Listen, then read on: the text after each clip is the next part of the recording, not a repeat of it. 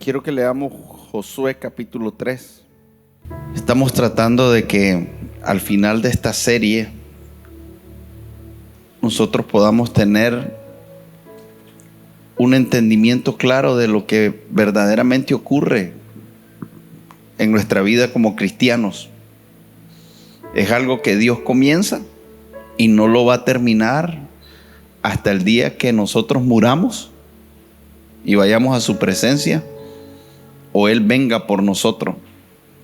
Pero lo que va a ocurrir entre ese día, el día que nos convertimos y el día que muramos o Cristo venga por su iglesia, es un proceso continuo, sin pausa. No debería de haber pausa, de perfeccionamiento.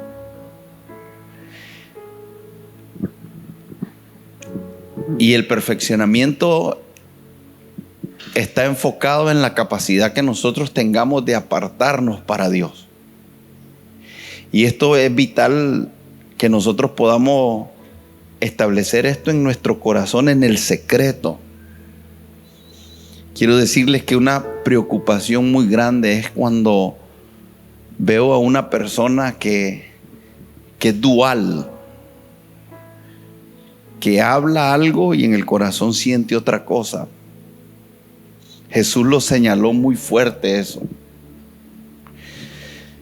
Eso es algo que nos va a hacer mucho daño a nosotros. La incapacidad que nosotros tengamos, ya sea consciente e inconscientemente, deliberada, de negar nuestra realidad interna. Eso va a impedir que el Señor nos perfeccione. Eso nos va a establecer en una mentira, en un engaño. Y a veces el engaño sale de nosotros mismos. Cuando los discípulos le preguntaron a Jesús: dinos cuáles van a ser las señales del fin de tu venida. El Señor, una de las cosas que les dijo es: miren que nadie os engañe. Pero ¿sabe qué me doy cuenta?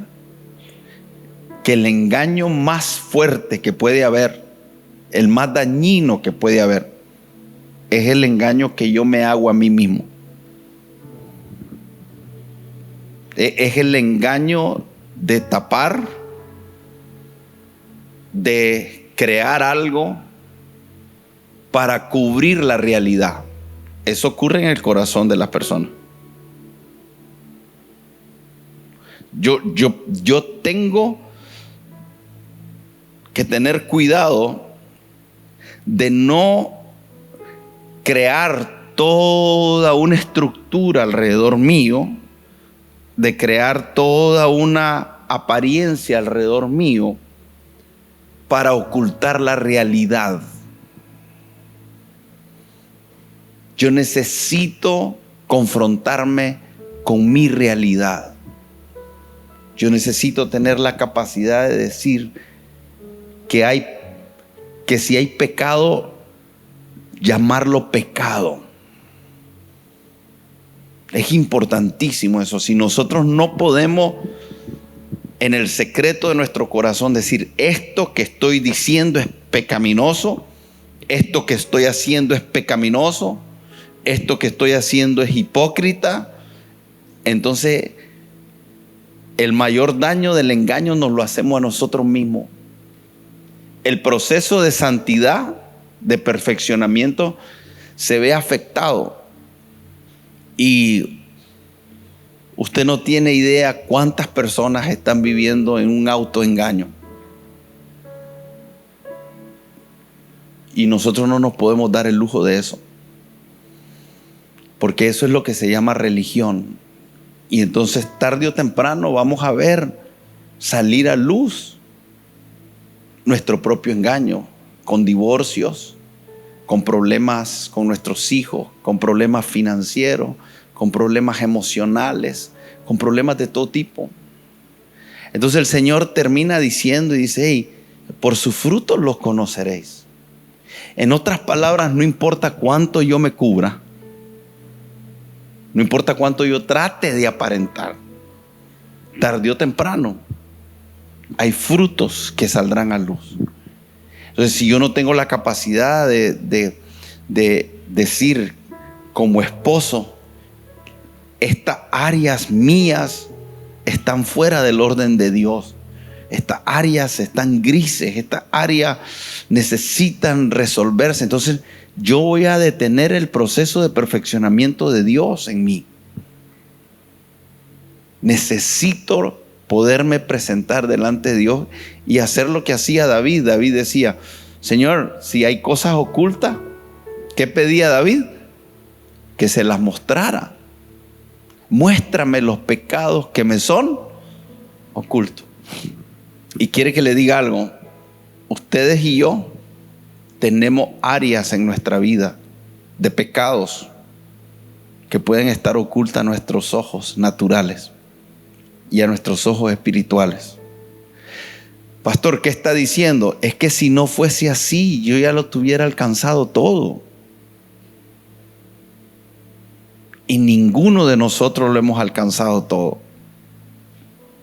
No importa cuán santo usted se crea, hay áreas de tinieblas en usted y en mí. Hay áreas pecaminosas, hay áreas que no están resueltas. Si nosotros no nos vemos de esa manera, vamos a impedir que el Señor nos perfeccione en aquellas áreas que no hemos logrado salir adelante. Y nos estamos engañando. Es mejor para el Señor alguien que dice: apártate de mí porque soy un pecador, que aquel que cree que lo tiene todo bien. Porque una cosa es orgullo y la otra es la humildad de reconocer nuestras debilidades. Si vamos a caminar en un proceso de perfeccionamiento, de santidad, va a ser importante que cada vez que abramos nuestros ojos nosotros podamos decir: Señor, ¿qué es lo que está pasando en mí? Porque tenemos aún la tendencia de lo que resolvimos hoy, si lo descuidamos, podemos volver a caer en eso. Entonces, esa es la vida. Por eso la santidad es un asunto progresivo, constante. Es un camino que termina cuando el Señor, cuando seamos arrebatados en el cielo, aquellos que estemos, seamos transformados ahí. Hasta ahí va a terminar. Entonces no podemos bajar la guardia, no podemos descuidarla, porque lo que avanzamos hoy puede ser nuestro retroceso de mañana. Y tenemos que tener ese enfoque. Y nadie quiere predicar un evangelio de toma tu cruz. Nadie. A nadie le gusta oír un evangelio de toma tu cruz. Porque si yo te digo toma tu cruz, entonces vas a comenzar a pensar en aquellas cosas que pueden pasar a tu vida, que son difíciles, que son duras, aquellas cosas que tienes que renunciar, aquellas cosas que tienes que dejar, aquellas cosas que te van a costar. Entonces cuando te están diciendo cruz, todos estamos contentos con que Cristo haya tomado la cruz, pero no nos agrada mucho que se nos diga a nosotros que tomemos nuestra cruz. No es un mensaje entonces agradable, porque alguien está pensando: pastor, ya tengo todos estos problemas que me están ocurriendo y todavía usted me está diciendo que tengo que tomar una cruz. Entonces me está sumando a los sufrimientos que ya tengo, me le está sumando un sufrimiento más. Ahora tengo que tomar una cruz. Pero muchos de nosotros no nos damos cuenta de que gran porcentaje de los sufrimientos que tenemos básicamente es porque no hemos tomado la cruz. Hay asuntos financieros que pudieras estar viviendo que no lo estás vinculando, pero es con la incapacidad de tomar la cruz. Hay asuntos matrimoniales que no los estás viendo, pero es con tu incapacidad de tomar la cruz. Hay asuntos emocionales que estás viviendo, pero no lo estás vinculando con tomar tu cruz, porque tomar tu cruz es ver la vida desde una perspectiva distinta, con valores distintos, con acciones distintas, con pensamientos distintos. Y cuando nosotros tomamos esa cruz, muchas de estas cosas con las que estamos lidiando se van a resolver. Hay asuntos financieros que no se resuelven con buscar otro trabajo.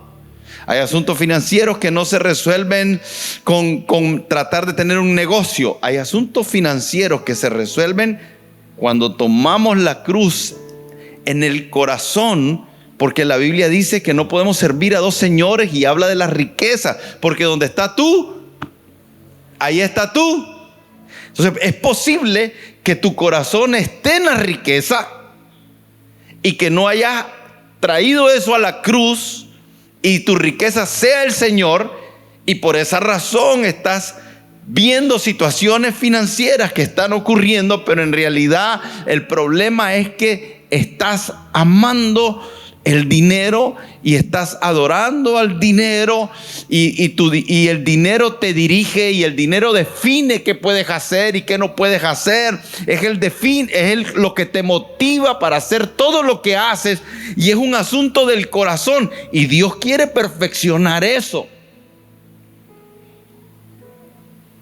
Santificar tu corazón, santificar tu finanza, es que es santificarlo todo. Entonces hay un proceso. Y a veces nosotros no tenemos la capacidad de mirarnos y decirnos que si somos en realidad idólatras del dinero. Y estamos amando el dinero. Entonces, ese proceso no logra que terminemos de conquistar aquellas cosas que el Señor nos prometió. Y en Josué, el capítulo 3, verso 5, y Josué capítulo 1, básicamente es una estrategia de cómo conquistar las promesas que Dios nos da. O sea, todo lo que nosotros leemos en Josué capítulo 1 es una promesa que ya le había sido dada a Moisés y a una generación anterior, pero que esa generación no entendió el desierto y por eso murió en el desierto. Y ahora viene el Señor a trabajar con otra generación y les está recordando la promesa de una tierra prometida, y le habla de cómo Él les va a entregar la tierra. Pero me gusta muchísimo que en el capítulo 3 hay algo que hace Josué. Y Josué dice: hey, antes de conquistar la tierra prometida, antes de que veamos todo lo que Dios nos prometió, quiero que nos santifiquemos, dice. Y Josué dijo al pueblo: santificaos. ¿Por qué? ¿Por qué se iban a santificar? ¿Están aquí? ¿Por qué se iban a santificar? Hay muchas razones para santificarnos, pero aquí hay una. Y la razón para santificarnos que nos está dando aquí Josué es porque Dios va a hacer maravillas. Dios quiere hacer maravillas. Entonces, como Dios quiere hacer maravillas, la acción que nosotros tenemos que tomar para que Dios haga maravillas es santificarnos. Entonces aquí hay un principio importantísimo. Para que Dios haga maravillas, nosotros debemos de santificarnos. Ese es un principio que nosotros le tenemos que prestar mucha atención. Entonces hay una transición que va a tomar lugar, y toda transición es complicada. Nosotros estamos en una transición. Estamos en una transición de una vida pasada a la vida que el Señor nos quiere entregar. Entonces ahora esta transición se va a dar porque están pasando de operar de una manera con Moisés a una manera diferente con Josué. Pero lo que Josué está diciendo es: lo primero es que hay que entender los principios para después entender la bendición. Entonces el principio de santidad, la Biblia dice: sin santidad nadie verá al Señor. Dígale a la persona de al lado, por favor: sin santidad nadie verá al Señor. Vuélvale a decir: sin santidad nadie verá al Señor. Ahora quiero que lo vuelva a ver y le diga: hermanito, sin santidad nadie verá al Señor. Dígale: hermanito, en serio, escucha lo que te digo. Nosotros sin santidad, no vamos a ver al Señor.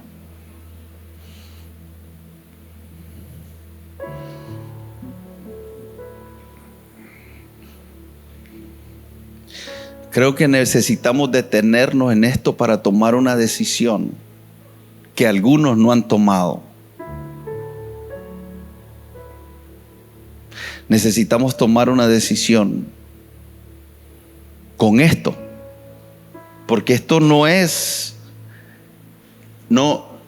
algo que podemos evadir, hermanos. Si usted está aquí en esta mañana, usted o va a estar frustrado con esto o se va a rendir a esto, pero Dios no va a cambiar.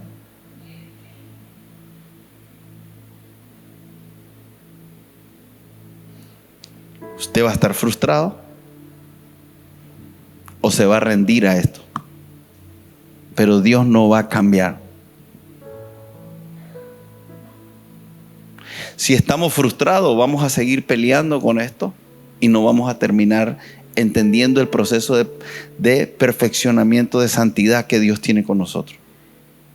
Y eso sería como estar haciendo tercias con Dios, querer cambiar a Dios, y Dios no cambia.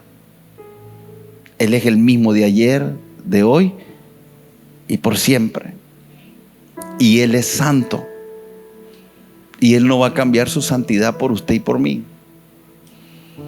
Entonces si yo intento pelear con Dios y encontrar otra manera de caminar con Él, no lo voy a encontrar.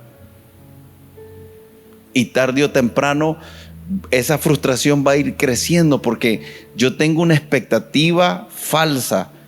Creo que hay algo que va a ocurrir que no va a ocurrir.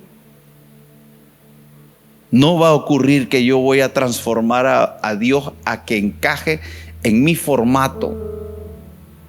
Hay cosas que Él llama malas, hay cosas que Él llama pecaminosas, y hay cosas que si yo las continúo haciendo, tarde o temprano van a dar un fruto.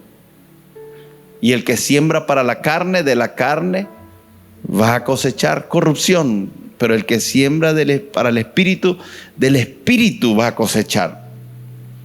Entonces la santidad no es solamente un tema para tener conocimiento de Él, sino que en realidad la santidad es algo que debe de ser muy aplicado, muy práctico.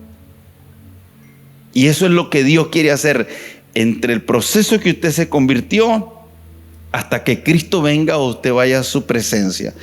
Y me rindo o peleo y estoy frustrado, y le digo algo: la frustración y querer pelear no te va a llevar a ese lugar que tú quieres alcanzar.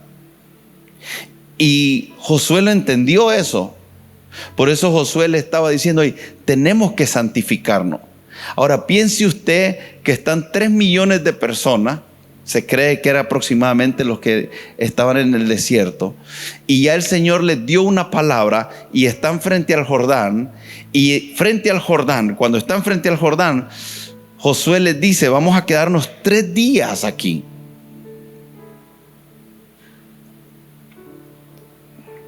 Y estos 3 días nos vamos a santificar. Ahora, quiero que preste atención a esto, porque en estos 3 días había un panorama.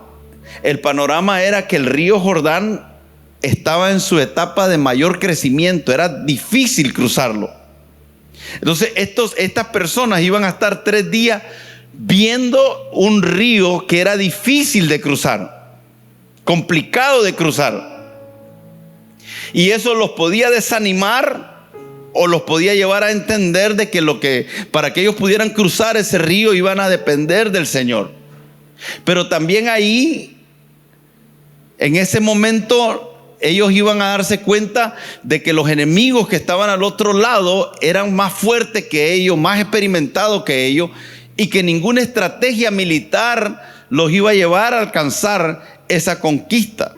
Entonces, en realidad, esos 3 días era para ver las cosas naturales que estaban en contra, pero también para que en ese santificarse de Dios y separarse para Dios, ellos pudieran entrar en un entendimiento de la dependencia de Dios, que lo que iban a entrar a hacer, que lo que iban a enfrentar, no lo iban a poder enfrentar en su propia fuerza, iban a necesitar la ayuda del Señor.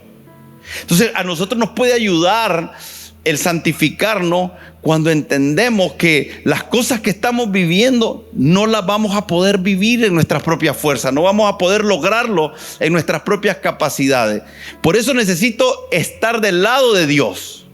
O sea, lo interesante de esto es que cómo podemos estar ante un Jordán, cómo podemos estar ante unos enemigos tan grandes y todavía estar dudando de qué lado vamos a estar. Y por eso Josué quería que ellos se santificaran, para que si iban a entrar a una batalla, iban a entrar a una lucha, lo hicieran de la manera correcta, lo hicieran sabiendo que Dios estaba con ellos. Entonces hay esta parte donde les dice el Señor todas las promesas que Él les va a dar, pero una de las cosas que les dice es que se esfuercen y sean valientes. Diga conmigo, esforzarse y ser.